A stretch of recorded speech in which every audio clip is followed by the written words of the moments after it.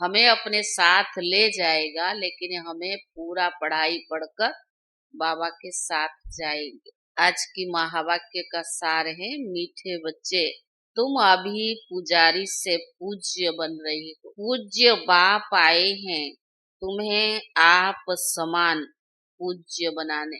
प्रश्न है, तुम बच्चों के अंदर कौन सा दृढ़ विश्वास है? तुम्हें दृढ़ विश्वास है कि हम जीते जी बाप से पूरा वर्षा लेकर ही छोड़ेंगे। बाप की याद में यह पुराना शरीर छोड़ बाप के साथ जाएंगे। बाबा हमें घर का सहज रास्ता बता रहे। गीत है ओम नमः शिवाय। ओम शांति तो बहुत मनुष्य करते रहते हैं। बच्चे भी कहते ओम शांति। अंदर जो आत्मा है वह भी कहती है ओम शांति। परंतु आत्माएं तो यथार्थ रीति अपने को जानती नहीं, ना बाप को जानती है। भले तुम पुकारते हैं, परंतु बाप कहते मैं जो हूँ, जैसा हूँ, यथार्थ मुझे कोई नहीं जानते हैं। ये ब्रह्मा भी कहते हैं मैं भी अपने को नहीं जानता। जब बाबा नहीं मिला था तो ये ब्रह्मा भी कहते मैं भी अपने को नहीं जानता था कि मैं कौन हूँ, कहाँ से आया हूँ, कहाँ जाना है। आत्मा तो मेल है ना, बच्चा है, अंदर है, बाबा ने कहा फादर है परमात्मा। तो आत्माएं आपस में ब्रदर्स हो गई। तो बाबा ने कहा फिर शरीर में आने के कारण कोई को मेल कोई को फीमेल कहते हैं, परंतु यथार्थ आत्मा क्या है यह कोई भी मनुष्य मात्र नहीं जानते हैं। अभी तुम बच्चों को नॉलेज मिलती है, तुम फिर ये ज्ञान साथ ले जाते हो। वहां यह नॉलेज नहीं रहती है यह आत्मा है, यह पुराना शरीर छोड़कर दूसरा लेते हैं। आत्मा की पहचान साथ में ले जाते हैं। पहले तो अपने को आत्मा भी नहीं जानते थे। हम कब से पाठ बजाते कुछ भी नहीं जानते थे। तो ज्ञान हमें प्राप्त नहीं हुआ तो हमें कुछ भी पता नहीं था कब से हम पाठ बजा रहे हैं। हम कब से पाठ बजाते हैं कुछ नहीं जानते थे। अभी तक भी कई अपने को पूरा पहचानते नहीं है। मोटे रूप से जानते हैं और मोटे लिंग रूप को भी याद करते हैं, परंतु मैं तो आत्मा बिंदी हूँ। बाप भी बिंदी है। उस रूप से याद करे ऐसे बहुत थोड़े हैं। आत्मा बिंदी है और बाप बिंदी है। बाबा जो है जैसा है ऐसे याद बाबा ने कहा बहुत थोड़े करते हैं। तो बाबा ने कहा नंबर बार बुद्धि है ना, कोई तो अच्छी रीति समझ कर औरों को भी समझाने लग पड़ते हैं। तुम समझाते हो कि अपने को आत्मा समझ बाप को याद करना है, वही पतित पावन है। पहले तो मनुष्य को आत्मा का ही पहचान नहीं थी, हम शरीर नहीं है आत्मा है ये पहचान नहीं थी। तो बाबा ने कहा वह भी समझाना पड़े। इसीलिए बाबा को अपने को जब आत्मा निश्चय करे तो बाप को भी जान सके। आत्मा कोई नहीं पहचानते, इसलिए बाप को भी पूरा जान नहीं सकते। अभी तुम बच्चे जानते हो हम आत्मा बिंदी है। इतनी छोटी सी आत्मा में 84 जन्मों का पाठ है, यह भी तुमको समझाना पड़े। नहीं तो सिर्फ कहने मात्र कहते ज्ञान बहुत अच्छा है, भगवान मिलने का रास्ता बड़ा अच्छा बताते हैं, परंतु मैं कौन हूँ, बाप कौन है, ये कोई भी नहीं जानते हैं। सिर्फ अच्छा अच्छा कह देते हैं। कोई तो फिर ऐसे भी कहते हैं कि नास्तिक बना देते हैं। तुम जानते हो ज्ञान की समझ कोई में है नहीं। तुम समझाते हो अभी हम पूज्य बन रही हैं, हम किसकी पूजा नहीं करते हैं, क्योंकि जो सबका पूज्य है वो ऊंचते ऊंचा भगवान है, उनकी हम संतान है, वो है ही पूज्य पिताश्री। अभी तुम बच्चे जानते हो पिताश्री हमको अपना बनाकर पढ़ा रही हैं। सबसे ऊंचते ऊंचे पूज्य एक ही है, उनके सिवाय और कोई पूज्य बना नहीं सकते। पुजारी जरूर पुजारी तो बनाएगा ना, तो पुजारी है वो पुजारी बनाएगा। दुनिया में सब पुजारी है। तुमको अभी पूज्य बाप मिला है जो आप समान बना रहे हैं। तुमसे पूजा छुड़ा दी, अपने साथ ले जाते हैं। यह अच्छी दुनिया है, यह है ही मृत्यु लोक। सब भक्ति शुरू से ही तब होती है जब रावण राज्य शुरू होता है। पूज्य से पुजारी बन जाते हैं, फिर पुजारी से पूज्य बनाने के लिए बाप को भी आना पड़ता है। अभी तुम पूज्य देवता बन रही हो। आत्मा शरीर द्वारा पाठ बजाती है। अभी बाप हमको पूज्य देवता बना रही है, आत्मा को पवित्र बनाने के लिए। तुम बच्चों को युक्ति दी है कि बाप को याद करने से तुम पुजारी से पूज्य बन जाएंगे, क्योंकि वह बाप है सर्व का पूज्य।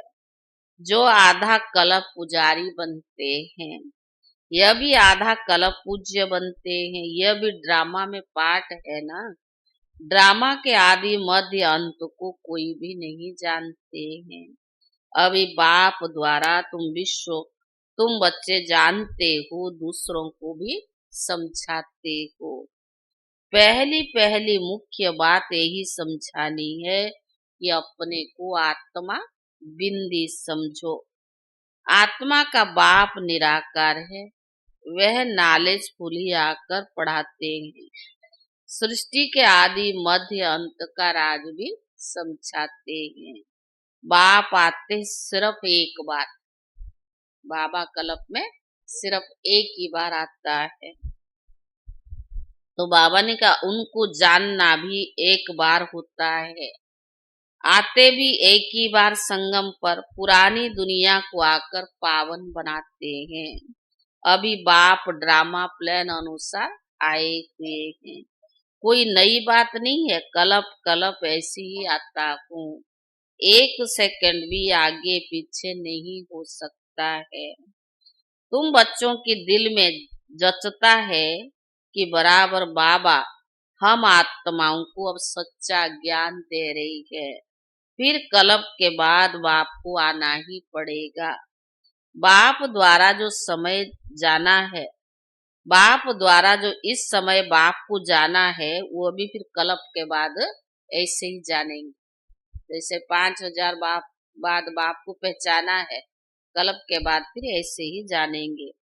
यह भी जानते हैं पुरानी दुनिया का विनाश होगा, फिर हम सतयुग में आकर पाठ बजाएंगे, सतयुगी स्वर्गवासी बनेंगे। यह बुद्धि में सदैव याद है ना।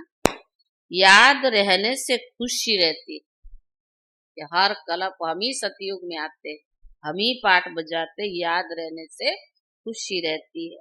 क्योंकि ये स्टूडेंट लाइफ है ना, हम स्वर्गवासी बनने के लिए पढ़ रही हैं।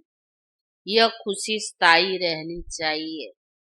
जब तक स्टडी पूरी हो, बाप समझाते रहते कि स्टडी तब पूरी होगी जब विनाश के लिए सामग्री तैयार हो जाएगी। तुम भी समझ जाएंगे, क्योंकि आग तो जरूर लगेगी। इतना बेहद दुनिया है, करोड़ों अरबों मनुष्य जाएंगे तो सही ना। तैयारियां तो होती रहती है ना, एक दो में कितना गर्म होते रहते हैं।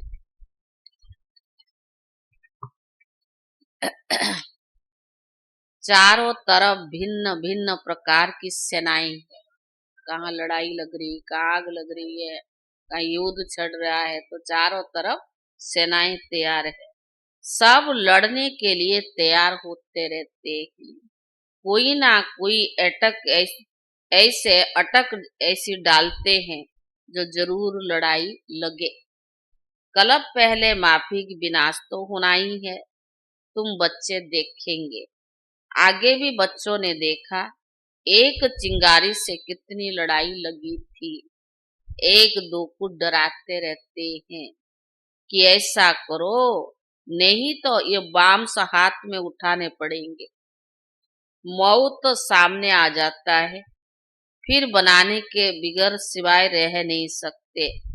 आगे भी लड़ाई लगी थी, बम्स लगा दिए। भाभी थी ना, अभी तो हजारों बम्स। पहले तो साकार मुरली है ना, अब तो देखो और तरह तरह की नई नई इन्वेंशन है।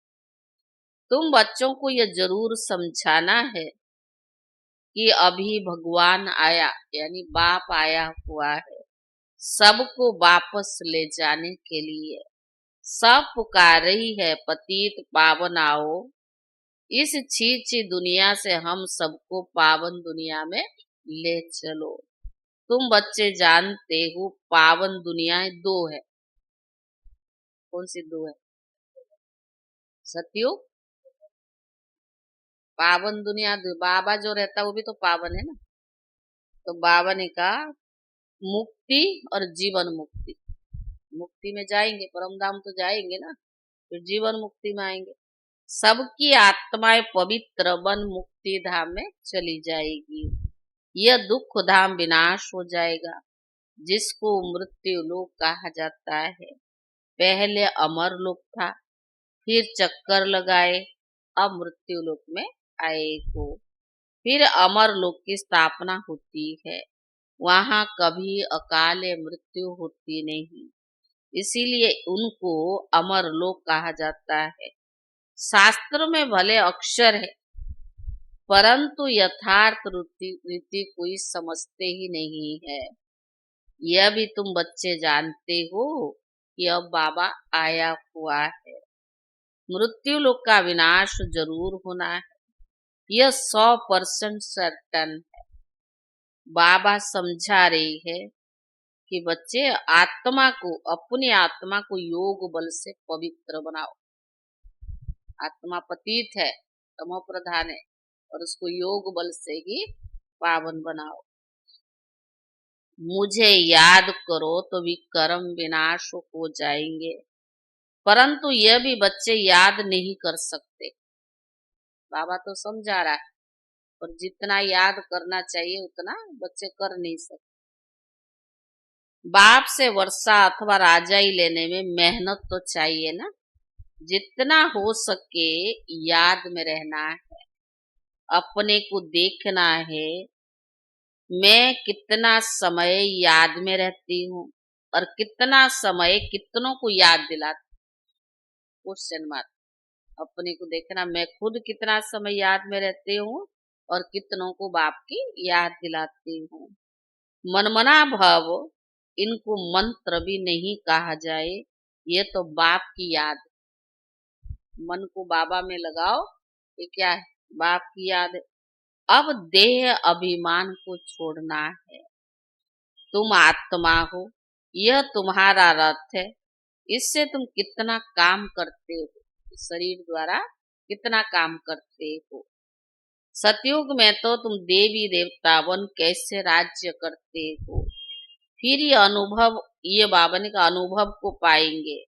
उस समय तो प्रैक्टिकल में आत्म अभिमानी रहते हो। सतयुग में प्रैक्टिकल में आत्म अभिमानी होते हो। आत्मा कहेंगी हमारा ये शरीर बूढ़ा हो गया, अब इसको छोड़कर नया लेंगे। इसमें दुख की कोई बात नहीं है। यहाँ तो शरीर ना छूटे उसके लिए कितनी डॉक्टर की दवाइयां आदि की मेहनत करते हैं। तुम बच्चों की बीमारी आदि में भी पुराने शरीर से कभी तंग नहीं होना है।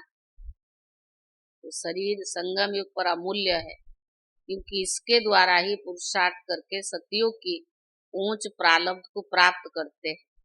और बाबा ने का बीमारी आदि से शरीर में तंग नहीं होना है, क्योंकि तुम समझते हो ये शरीर में ही जी करके बाप से हमें वर्षा पाना है।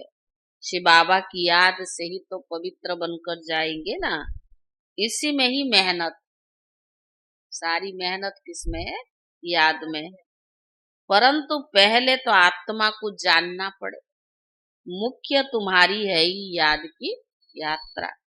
याद में रहते रहते फिर हम चले जाएंगे मूल वतन में, जहाँ के हम निवासी है। वही हमारा शांति धाम है। शांति धाम सुख धाम को ही तुम बच्चे जानते भी हो और याद भी करते हो, और कोई नहीं जानते। जिन्होंने कल्प पहले वर्षा लिया होगा अब भी वही लेंगे। मुख्य है याद की यात्रा। भक्ति मार्ग की यात्राएं अब खत्म होनी है। भक्ति मार्गी खलास हो जाएगा। भक्ति मार्ग क्या है? जब ज्ञान हो तब तो समझे ज्ञान क्या है, भक्ति क्या है। जब ज्ञान मिलेगा तभी तो समझ में आएगा ना। समझते हैं भक्ति से भगवान मिलेगा। भक्ति का फल क्या देंगे यह कुछ पता नहीं। हमने इतने जन्म भक्ति किया उसका फल मिलेगा, लेकिन भक्ति का फल क्या मिलेगा ये नहीं जानते हैं। तुम बच्चे अब समझते हो बाप बच्चों को जरूर स्वर्ग की बादशाही का ही तो वर्षा देंगे ना। सबको वर्षा दिया था, यथा राजा रानी तथा प्रजा सब स्वर्गवासी थे। बाबा कहते 5000 वर्ष पहले भी तुमको स्वर्गवासी बनाया था, अब तुमको बनाता हूँ। फिर तुम ऐसे 84 जन्म लेंगे। यह सदैव बुद्धि में याद रहना चाहिए, कभी भूलना नहीं चाहिए। क्या नहीं भूलना चाहिए? हम ही 84 जन्म लेंगे। तो बाबा ने कहा यह बुद्धि में याद रहना चाहिए, कभी भूलना नहीं। जो नॉलेज सृष्टि के आदि मध्य अंत के बाप के पास है वही बच्चों की बुद्धि में टपकती है। जो बाबा के पास है वही हम बच्चों की बुद्धि में टपकती है। हम 84 जन्म कैसे लेते हैं? अबे फिर बाबा से वर्षा लेते हैं, क्योंकि अनेक बार हमने वर्षा लिया। सारा स्मृति का खेल है ना। अनेक बार लिया था, गंवाया, फिर अब बाबा से वर्षा ले रही है। बाप कहते जैसे लिया था ना वैसे फिर ले लो। बाप तो सबको पढ़ाते रहते हैं। देवी गुण धारण करने के लिए भी सावधानी मिलती रहती है। अभी जांच करने के लिए अपने को साक्षी होकर देखना चाहिए कि हम कहाँ तक पुरुषार्थ करते हैं। कोई समझते हम तो बहुत अच्छा पुरुषार्थ कर रहे हैं। प्रदर्शनी आदि का प्रबंध करता रहता हूँ ताकि सबको मालूम पड़ जाए कि भगवान आया हुआ है। मनुष्य बेचारे सब घोर अंधियारे में सोए हुए हैं। ज्ञान का किसको भी पता नहीं। तो जरूर भक्ति को ऊंची समझेंगे ना। आगे तुम्हारे में भी कोई ज्ञान था क्या? जो बाबा हमें नहीं मिला था तो बाबा के तुम्हारे में कोई ज्ञान था क्या? अभी तुमको मालूम पड़ा है ज्ञान सागर तो एक ही बाबा है। वही भक्ति का फल भी देते हैं। जिसने जास्ती भक्ति की उनको जास्ती फल मिलेगा। तो बाबा ने कहा वही अच्छी रीति पढ़ते हैं ऊंच पद पाने के लिए। यह कितनी मीठी मीठी बातें हैं। बुढ़िया आदियों के लिए बहुत सहज कर समझाते। बुढ़िया जो है बुजुर्ग लोग है उनके लिए बाबा बहुत अच्छी रीति समझाते हैं कि बच्चे अपने को आत्मा समझकर बाप को याद करो। ऊंचते ऊंचा भगवान शिव है। शिव परमात्मा नमो कहा जाता है ना। वह कहते मामे कम याद करो तो तुम्हारे विक्रम विनाश हो। बस बाबा और कोई तकलीफ नहीं देते हैं। आगे चल शिव बाबा को ही याद करने लग पड़ेंगे। वर्षा तो लेना है ना, जीते जी बाप से वर्षा लेकर ही छोड़ेंगे। शिव बाबा की याद में शरीर छोड़ देते हैं, वह फिर संस्कार ले जाते हैं। स्वर्ग में तो जरूर आएंगे। जितना योग, स्वर्ग में जरूर आएंगे, पर जितना योग उतना फल भी मिलेगा। मूल बात है, चलते फिरते जितना हो सके बाप की याद में रहना है। अपने सिर से बोझ उतारना है। तो विक्रमों का बोझ अनेक जन्मों का है, उसको याद रखना, उतारना है। सिर्फ याद चाहिए, बाकी बाबा और कोई तकलीफ नहीं देता। सिर्फ बाबा की याद में रहो, याद चाहिए, बाकी बाबा बच्चों को और कोई तकलीफ नहीं देता है। जानते हैं ना, आधा कल्प से बच्चों ने तकलीफ बहुत देखी है, इसीलिए तो अभी मैं आया हूँ और तुमको सहज रास्ता बताने और वर्षा लेने का। बाप को सिर्फ याद करो। बाबा ने कहा आधा कल्प कितना दान पुण्य यज्ञ तप बहुत किया है, बच्चों ने बहुत तकलीफ उठाई है, तभी तो सहज रास्ता बता रहा हूं ना। वर्षा लेने का बाप को सिर्फ याद करो। भले याद तो आगे भी करते थे, परंतु उस समय कोई ज्ञान नहीं था। अभी तो बाप ने ज्ञान दिया है कि बच्चे इस रीति मुझे याद करने से तुम्हारे विक्रम विनाश होगा। किस रीति? बाबा ने कहा ना, मैं जो हूँ जैसा हूँ और तुम जो हो जैसा हो, यथार्थ याद करने से ही विक्रम विनाश होगा। भले शिव की भक्ति भी दुनिया में बहुत करते हैं, बहुत याद करते हैं, परंतु पहचान नहीं है। इस समय बाबा खुद ही आकर पहचान देते कि मुझे याद करो। अभी तुम समझते हो, हम अच्छी रीति जानते हैं। तुम कहेंगे हम जाते हैं बाप दादा के पास। बाबा ने ये भागीरथ लिया है, भागीरथ भी मशहूर है। इन द्वारा बैठकर ज्ञान सुनाता हूँ। यह भी तो ड्रामा में पाठ है ना। कलप कलप ये भाग्यशाली रथ पर आते हैं। तुम जानते हो वो भी जिसको श्याम सुंदर कहते हैं। यह भी समझते हो, मनुष्य ने फिर अर्जुन का नाम रख दिया है। अभी बाप यथार्थ रीति समझाते। ब्रह्मा सो विष्णु, विष्णु सु ब्रह्मा कैसे बनते हैं। बच्चों में अभी समझ है कि हम ब्रह्मापुरी के हैं, फिर विष्णुपुरी के बनेंगे।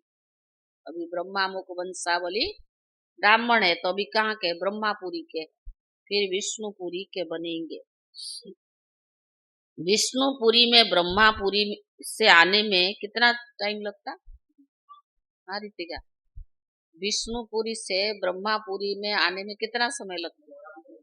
5000 वर्ष, यानी 84 जन्म लगते हैं। यह भी अनेक बार समझाया है, तुम फिर से सुनते हो ना। आत्मा को बाप कहते, बच्चे माँ में कम याद करो तो तुम्हारे विक्रम विनाश होंगे। इसीलिए तुमको बहुत खुशी होती है ना। यह एक अंतिम जन्म पवित्र बनने से पवित्र दुनिया का मालिक बनेंगे। तो क्यों नहीं पवित्र बने? 21 जन्म का मालिक क्या, आधा कल्प से भी ज्यादा, 3 हिस्सा हम सुखी रहते हैं। तो क्यों न पवित्र बने? हम एक बाप के बच्चे ब्रह्मा कुमार कुमारियां हैं।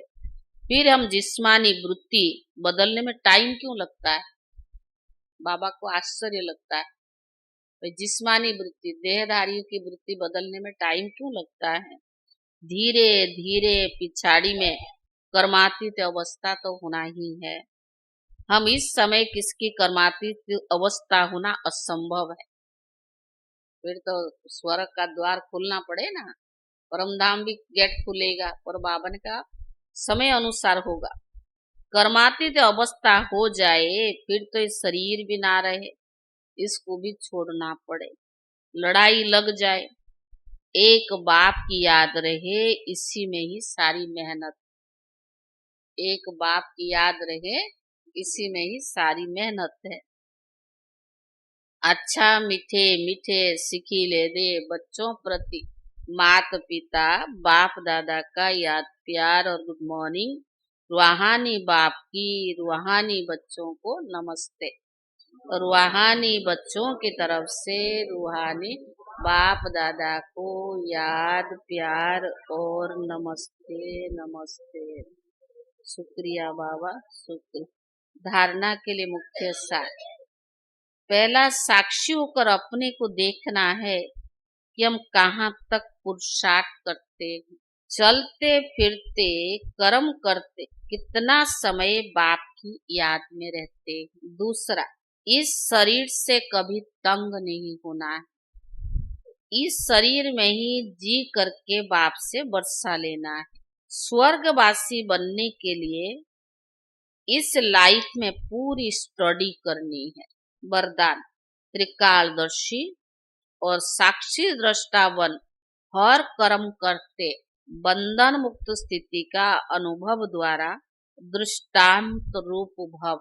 यदि त्रिकालदर्शी स्टेज पर स्थित हो, कर्म के आदि मध्य अंत को जानकर कर्म करते हो, तो कोई भी कर्म विकर्म हो ही नहीं सकता, सदा सुख कर्म होगा।